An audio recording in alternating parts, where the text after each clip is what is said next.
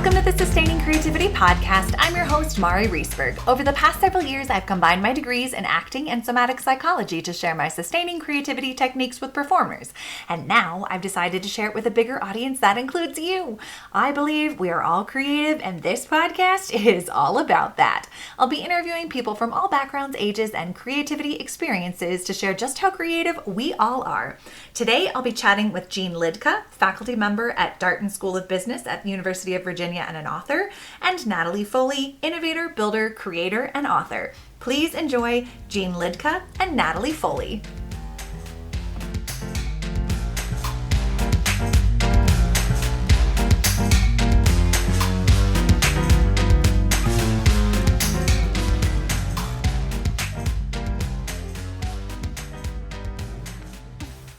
Welcome to the Sustaining Creativity Podcast. Today, I am here with two guests. I'm super excited. I'm here with Jeanne Liedtka, a faculty member at Darden School of Business at the University of Virginia and author. And I'm also here with Natalie Foley, innovator, builder, creator, and an author as well. Welcome to the podcast. Great to be here, Mari. Yeah, good to be here. I'm super excited to have both of you here with me today. We get kind of the double dose of creativity. So before we jump into talking about creativity, why don't you each take a moment and let our listeners know a little bit more about who you are and what you do? Cool. You want to go first, Natalie? We'll go in alphabetical order.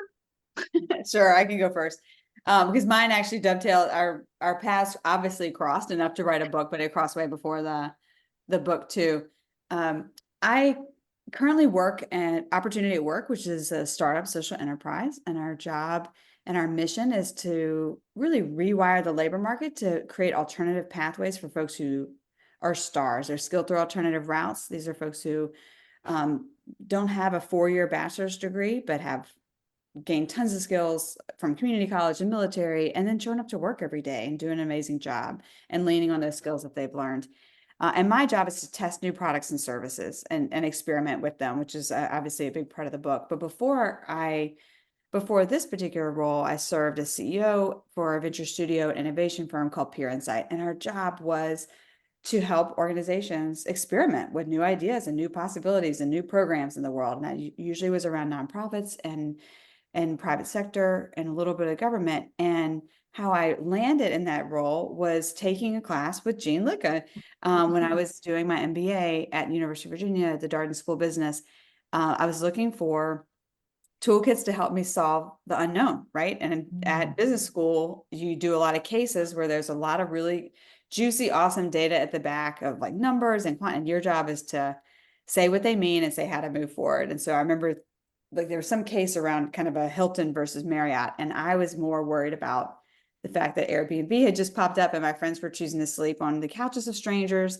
And I thought, wow, if I'm CEO of Marriott, like I am thinking about Hilton, of course, but what in the world am I supposed to do with Airbnb? Those are the kind of problems I like to solve. And I was kind of looking for what would help me solve that and stumbled on Jeanne's class in design thinking innovation and just fell in love with the iterative nature of design thinking, the problem solving, and really being an optimized toolkit for solving problems that are unknown, right? That we don't know, we don't have the answer for yet too. And at the time, Jeanne was writing a book with the founder of Pure Insight, my former company, called Designing for Growth. And that was really about sort of that, we often call the upstream of experimentation, right? Going out in the world and really understanding if a pain point or a problem. And I promise this is a long intro, but I'm getting to it too.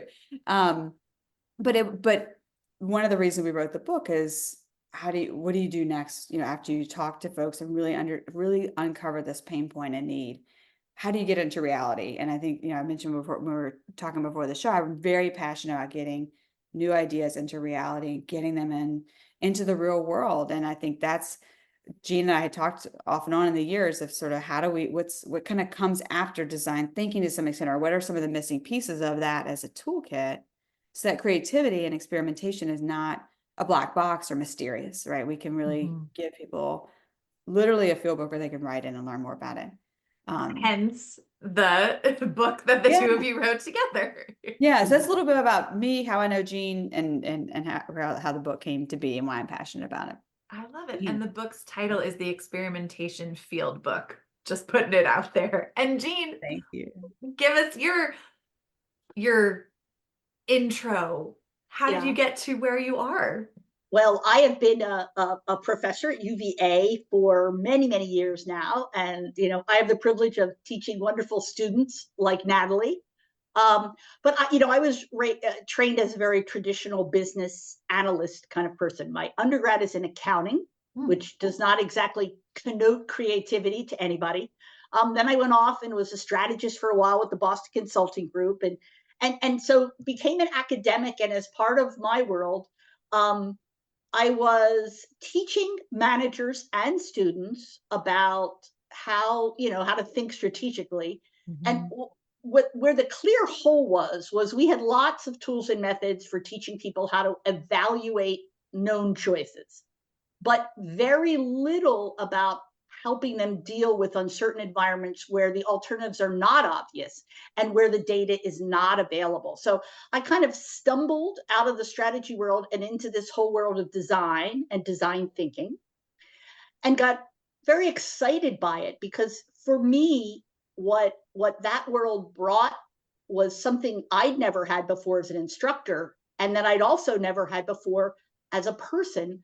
It was a way to help me find the creative person inside me. And I think a lot of us who grow up in business in particular, but also in, I think, medicine and engineering and lots of other fields, we've been told for a very long time that we're not the creative ones. And so we think that's somebody else's job.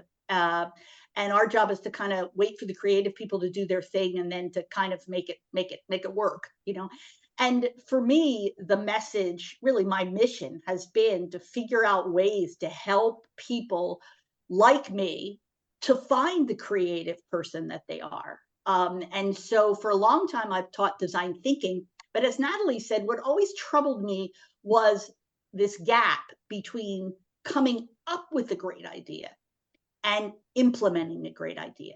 Right now in a traditional business environment, that would be a process of analyzing the data we've got.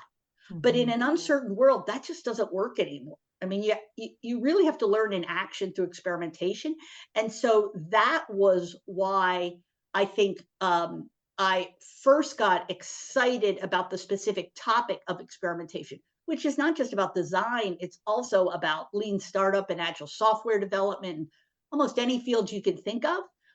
And got super impressed with the work that Natalie and Tim Ogilvy were doing in this area. And so started down the path of what I think I've generally done best in my life, how I've expressed my creativity, which is taking what truly creative people do who often aren't able to articulate it, and kind of synthesizing that and translating it into some tools and methods that the rest of us can use to find the creative person in us. Oh my gosh, I love all of this, all of what both of you do, and it sounds so creative. And I might challenge you that accounting isn't creative. I have interviewed someone who it uses so much creativity in his own accounting business in Africa, and amazing things have happened. So but I love all of the conversation about the unknown, because that is the status quo for us. And how do we, really manage our emotions in relation to that and engage with creativity in that unknown space. So I'm so excited to have both of you here today to talk a little bit about that. And I'm curious, when you both think of creativity, what does it mean to you to be creative?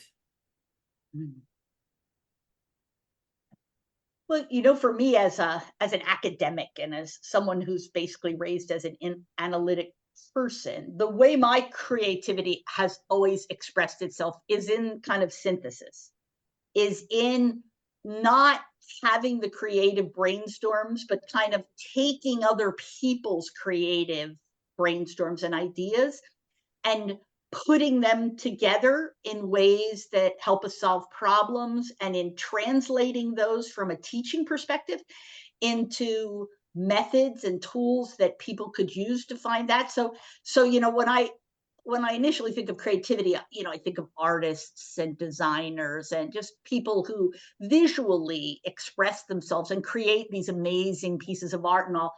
That's something I admire tremendously and have never been able to do. But I think this act of synthesizing and translating is also really important in our world as kind of forming that bridge between the naturally kind of creative visual people and the rest of us. Nice. Oh, I like that, Jeanne. I think, Jeanne and I well, I think you probably imagine some people who find themselves drawn to a business school or an MBA program, right, are that natural analytic. And similar to what she was saying earlier, I think I always felt like there were two separate worlds. Like I had my school and analytic, and then I happen to like to draw, when I was younger and still do to some extent, right? But I found them as very different. And anyway, but the labeling of creativity has always been a fascinating thing for me, in particular when I'm working with clients and customers of the self-labeling. I'm not creative, I'm not creative, because like Jeanne said, that you're thinking of somebody, with an art palette, right, and a canvas. Yeah. And I think to me, what's so inspiring for me when we're working direct with people or just reading in the news or being out in the world is creativity that comes from solving people's problems. I think most people are very empathetic. And I think a good MBA loves solving a problem, right? But so if you break it down into like, this is a person that I've studied and this is their world and this is where they're stuck.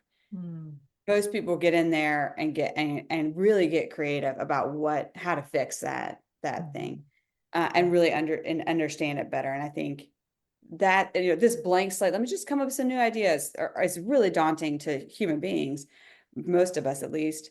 But if I say, this is the exact pain point this person has, or this is the thing they're doing to solve their problem that's tedious, how could you make it better?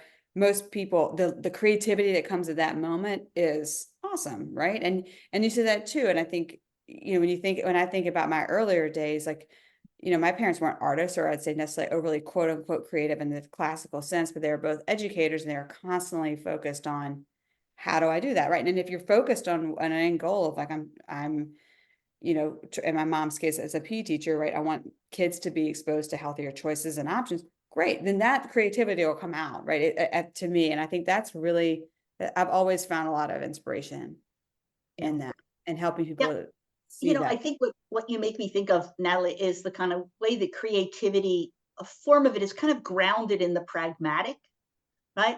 And one of the myths that we constantly challenge is that creativity is not data driven. Right? The creative people just have ideas in the shower and stuff like that they don't need data, and that it's not helpful. But when you're trying to design, for instance, products and services for people, if you don't have data to be creative with, then you design for yourself. You impose your own desires and likes on other people. And this whole idea that it's kind of creativity is a very rhythmic kind of cycle where we're confronted with a situation and people and data. We have ideas. We test those ideas. We refine them. I mean, even people we think of as the most creative artists, like Picasso, right?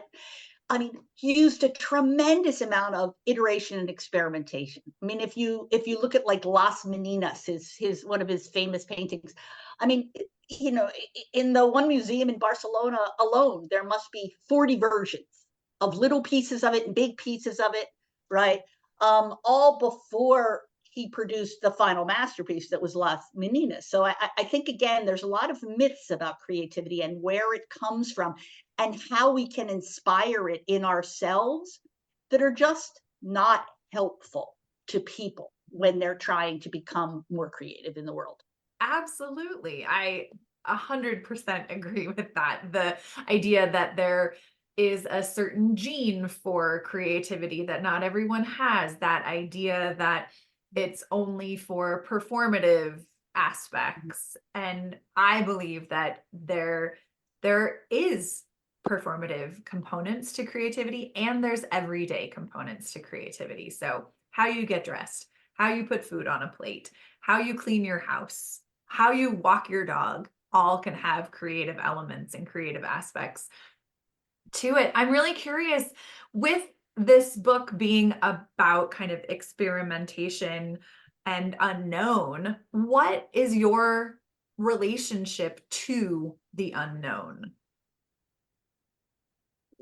Well, the words that I would use to describe, I think, the relationship that I think is a useful one to the unknown is the idea of being hypothesis driven. Now, hypothesis, I mean, previously, I've written previous books where the editors were like, please don't use hypothesis driven. Nobody knows what that means. It's a very off-putting term, but I've never found a better one.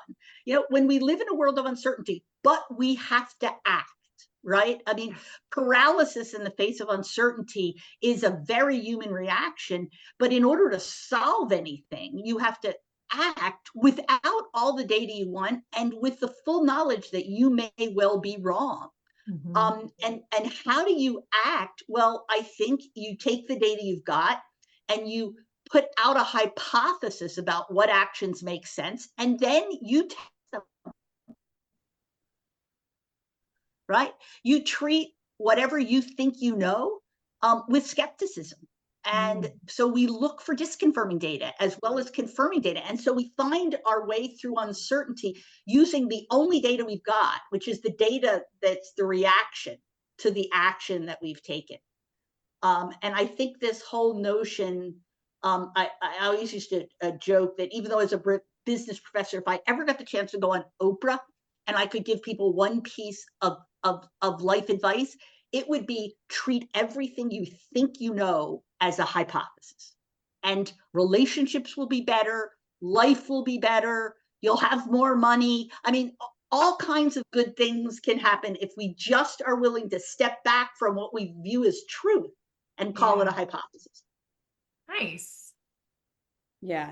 I mean, Jeanne, I couldn't agree. And I feel like maybe a TED Talk is necessary. I don't know if that's, it's an idea worth sharing. Yeah. But I totally agree. And I think to me, that's a positive slant on what could be more of a negative connotation is take your ego out of it. That this notion of being right or wrong is so pervasive. And not just right or wrong, but like it not only has to be the right idea, but it has to be a big one, right? It can't, it needs to be a really novel idea, totally different. And that's definitely not the case. Like this incremental improvement is so, I mean, it sounds so boring to say out loud just then, but that's the kind of thing that iteration really gets you thinking with each moment you're learning. But I think so much we become obsessed with the idea rather than the obsession of learning and growing. And I know Jeanne talks a lot about the, growth mindset and that's probably very pervasive in it. But I think honestly, the ability to remove the ego, which takes a lot of confidence and frankly, in organizations, at least, or teams, it also takes a strong leader and culture to set the stage to say that's okay. And that we're only going to get better, right?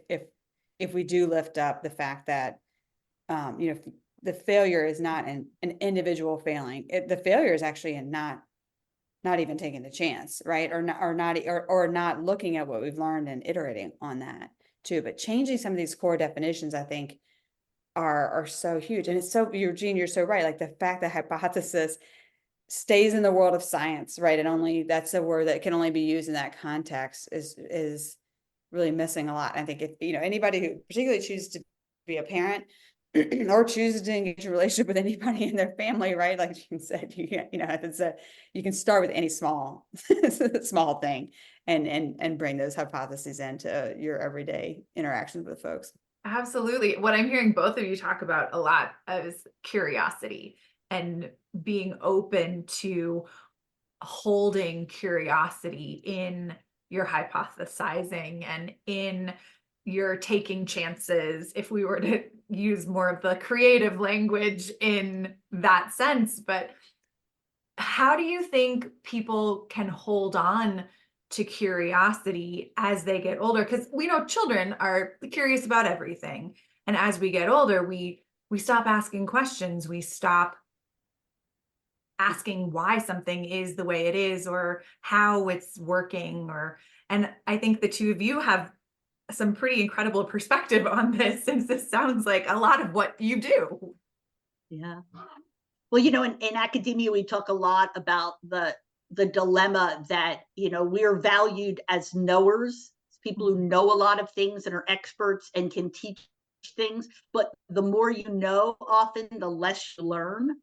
So I think curiosity does not come from feeling like you're a knower and you already know the answer, right? You have to be open to yourself not knowing the answer and to learning your way to that answer. And so I've always loved this term. I think Catherine Schultz mentioned it in her work on being wrong, I think was the name of her book. She called it investigative doubt.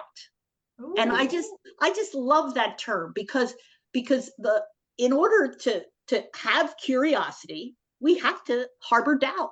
We have to doubt the way we're seeing the world and the validity of that and the way other people are experiencing what they experience.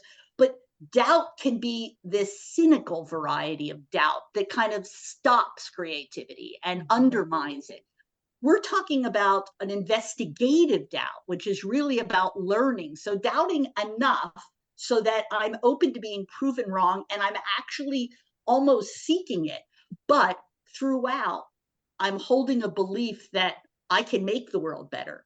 And it is a positive thing. And I can bring new things to life, but I can only do that if I'm willing to be doubtful about what looks to me like the right answer. Yeah, I love the distinction between cynical doubt and the curious doubter, or however you said it. Yeah. Natalie, I'm curious what your thoughts are on this same piece. I think it's it makes me think on a more personal level of sort of how I think some of the conditions that people can put into their lives that help out with this ability to have doubt. I think for me, Jeanne talked about the knower, right? The professor gets to, and I think for me, having been a consultant most of my life, same thing, right? Why else would we pay you? You got to have the answer, right? And then for the time that I was both a CEO and a consultant, I was like double, Natalie, what should we do, right? And honestly, it's like I think that it's only natural to stay in that state for a certain amount of time before you just get way too used to the sound of your own voice. Mm-hmm. And it's not to say that you can't me raising doubt allows everybody around me to do the same thing. So there's a power in the tone that you set, but also as an individual, constantly knowing how to grow yourself and being clear on that. And I think in our world, particularly as education gets focused a little bit more on technical expertise, that's maybe a hot take or a whole nother podcast, but as somebody who's not a subject matter expert in an industry or a domain, there's always a wrestling with that of my career and my ego and the other narratives that are wrapped up in that, right? But knowing how to know as a skill set is interesting. But it also, we come to a world where you're supposed to know things. You're supposed to be the expert. That's the whole point of kind of moving up in growth, is around more knowledge on the same thing. And I think we don't leave as much room for some of that interdisciplinary thinking that allows you to kind of hold that doubt, hold your views more in pencil rather than ink, right? And constantly be open to that learning. It can be really counter to movement upward in a career or success as we deem it, writ large. Yeah. As you were talking, it made me think I'm also a therapist. So I too experience clients come to me and say, fix me, solve my problems, change my life. And I'm like, oh, I am not the expert on your life. So I can give you skills and tools, and how you choose to use them is the next step and stage for you. So I completely relate to what both of you are saying, in that needing to hold that space and at the same time say, actually, that's not reality in who I am and how I show up for other people. So yeah. Both of you have talked a little bit about kind of some challenges and getting stuck and moving through things. What are some of maybe the more creative, or I don't know, challenges that you both come up against, and how do you creatively navigate them? Mm. I mean, Probably for me, the biggest challenge is, after 30 years of teaching MBA students, my ability to predict what will actually work in a classroom or not is still not where you would hope it would be. Um, and so whenever you're trying to teach something new that you kind of know, but I mean, a lot of what I teach, I'm a learner too, right? I mean, I was not prepared to teach design thinking or experimentation now. So you're kind of feeling your way into what works and what doesn't. And it's always a little embarrassing after 30 years of teaching to just miss the mark massively. And I did that with the experimentation work when I was first teaching it a couple of years ago. The first time I taught it, boy, I just totally blew it. And they were totally confused and miserable and didn't have any clue what was going on. And I thought, well, it's really very sad at some level that after 30 years I still haven't gotten this right. But on the other hand, it's kind of wonderful too, isn't it, that still the great unknown of human beings. You can have all the data in the world, and for people who are living a very different existence than you are, you can totally miss the boat on how they do. Unfortunately, we have feedback mechanisms. Now it's too late for that set of students, but the next set will benefit from what we learned from them, right? Right. But that always amuses me that after so many years, that is still just an extraordinary challenge that I don't feel that I've mastered at all. And it sounds like there's some lightness and humor of looking at it, or looking at yourself experiencing it. Exactly. I mean, the good news here is the students who are taking my classes, like Natalie, they know this is all an experiment, right? They know we are experimenting and we are learning together. Yeah. And when you have that kind of supportive environment for each other, I think it makes it possible to laugh, right? Mhm. Because again, as Natalie said, taking yourself too seriously is like, the biggest impediment to learning that you can have, right? Right. And so that ability to kind of laugh together and acknowledge a mistake and kind of marvel that mistakes still happen after all of the efforts we put in to make things perfect, it's kind of wonderful. Yeah, Mari, this is an interesting question because it's similar to Jeanne. You're like, I was thinking about it. It's like, oh, there's a couple of things I do when I'm stuck, but I don't like, it's not like I'm like, oh, I should probably write these down and literally put them on my monitor, right? But I'll like bumble along and then be like, oh, I should probably do the first one, which is talk to someone about it. And you're like, why did I even waste like 5 hours of my own time or whatever doing something or moving along on just my brain, like literally pulling anybody else and just get an opinion about it, even if they have no context. I think there's a little sense of like they won't know, and like they'll ask a question that will unlock it, right? So just none of this is earth shattering, but I think there's often times where we sort of I do a lot with some people that I've hired or on my team, unlearning that you kind of need to know it all, or like you got to get it at A, or like I don't, I always say bring your C- work to me and we will work through it together, right? Do not bring me an A+. What do you think is an A+? So that means you're just wasting your time, and that's not fun. Then you feel more personal with the feedback too. And I try and employ the same thing too. The second thing is just going back into like remembering who I'm serving, and there's oftentimes many other people involved and many opinions about what it should be, but just going back to the root of like, it's me and this person. How can I get more inspiration or understanding from them, or let me try and be more empathetic too.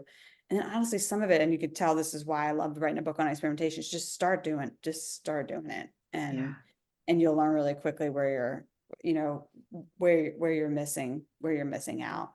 Yeah. Well, Nice. it's almost always when we make big mistakes like that, it's always because we've made some assumption about the world that turns out not to be true, right? Mhm. And the Yeah. sooner you test those, the sooner you acknowledge that you are making assumptions, that you're not just operating on universal truth, but that you're projecting an assumption out there, and another human being either disproves or is coincident with that. I mean, isn't that the only way we kind of escape the prison of our own ways of thinking? As much as we all want to think differently, we want to incorporate others' views, it's very difficult, right? Because we only have our own life experiences. And so it really is this wonderful clash with people who think differently than we do, which is what unlocks our own ability to see things more broadly and to see things through different perspectives.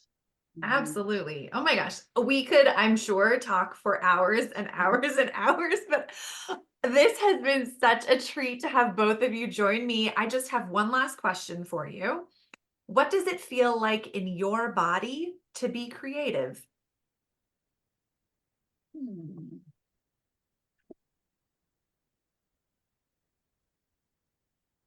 I think at my best moments, it's kind of like an out-of-body experience. I suppose it's what, Zizek Macaulay called flow, right?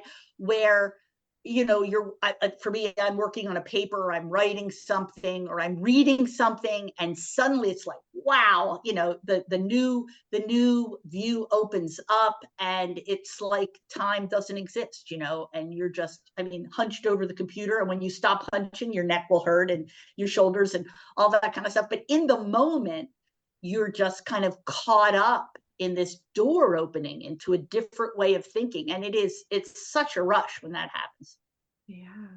Yeah. And I would say similar. It's like, I think about a time, doing either interviews with people. It goes back to exactly what Jeanne said, the assumption, like something I thought to be true.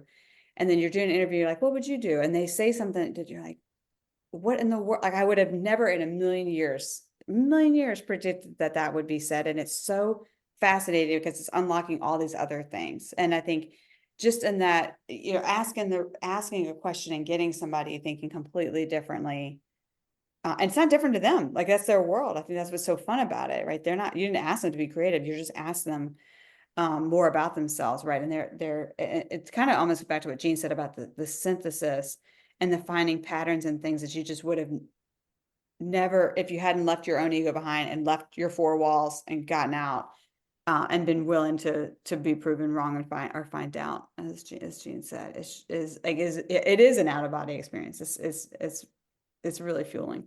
Nice.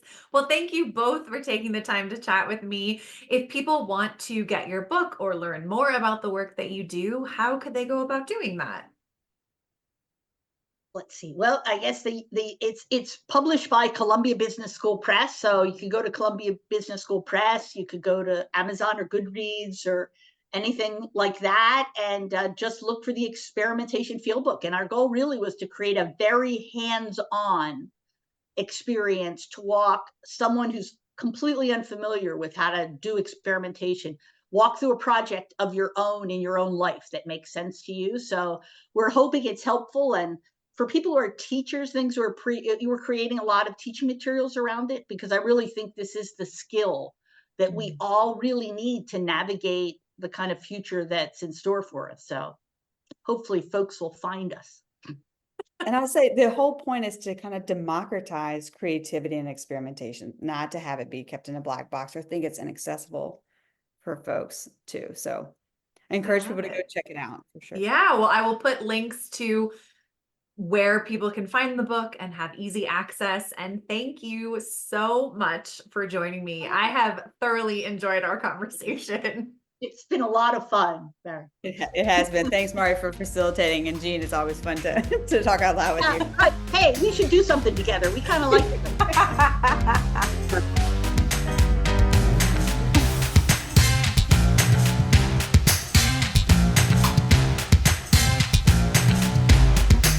Thanks for listening to the Sustaining Creativity Podcast. We'd love to keep in touch, so follow us on Facebook and Instagram. We are at Sustaining Creativity. Make sure to subscribe to the podcast wherever you listen to podcasts. Tag your friends and family so they can listen too. We love to hear from you, so leave your reviews, comments, and questions. Check out our website, sustainingcreativity.com, for upcoming offerings and creativity coaching. Tune in Tuesdays for our next episode. And remember, with creativity, anything's possible.